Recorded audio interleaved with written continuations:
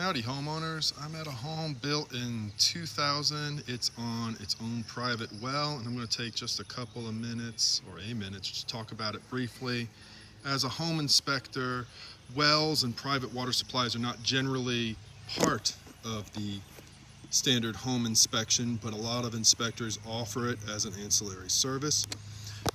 This well was inspected, and I'm just going to briefly talk a little bit about the parts, what's inspected, and what are some of the concerns we see here. So as you roll up on the property, we got to locate the well. This one's at the rear right of the property.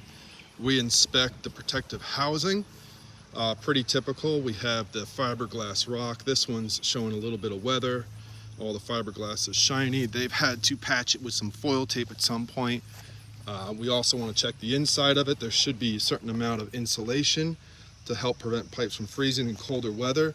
Here in the Carolinas, it doesn't generally get that cold.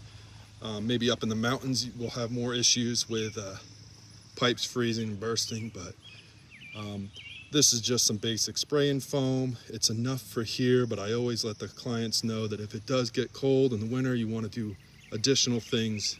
A lot of homeowners will add heat lamps, a lot more insulation, anything to keep their pipes from freezing in the cold. Moving on to the head of the well head. So we want to check the sanitary cap, which on top of this casing, the casing is the PVC, the sanitary cap is this black piece. It's held on with compression. And then down inside there is a submersible pipe, all the piping and the wiring to run the pump. Coming out the top, we have the junction box for the wiring, port for sanitizing and well maintenance. We have the hose bib for testing and running the fixture again for additional maintenance. Piping coming off, it's PVC. Again, in colder climates, you might want to add some insulation to that.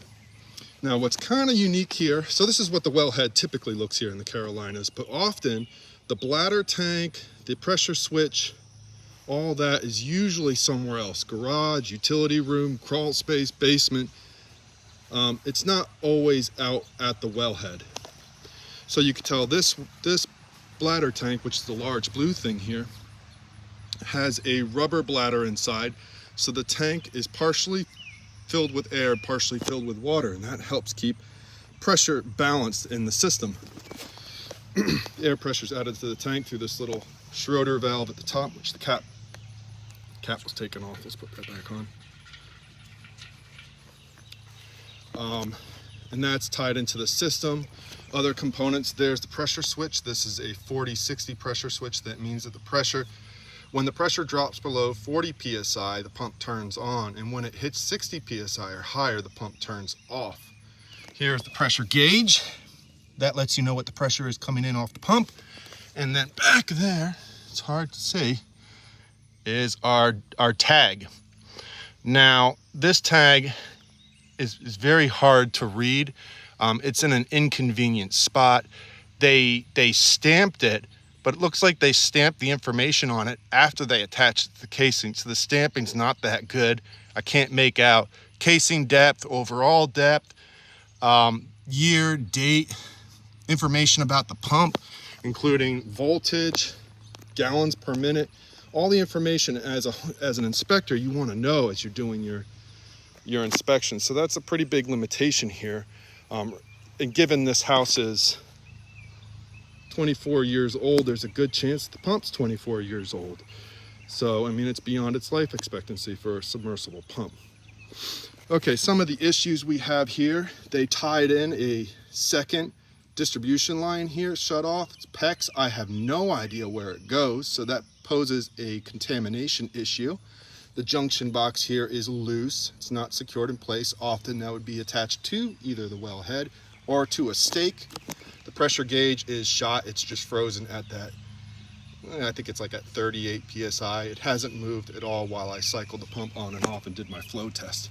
Bladder tank is not balanced properly. It may very well be waterlogged, and it's showing its age with quite a bit of rust. The base is all covered by stone.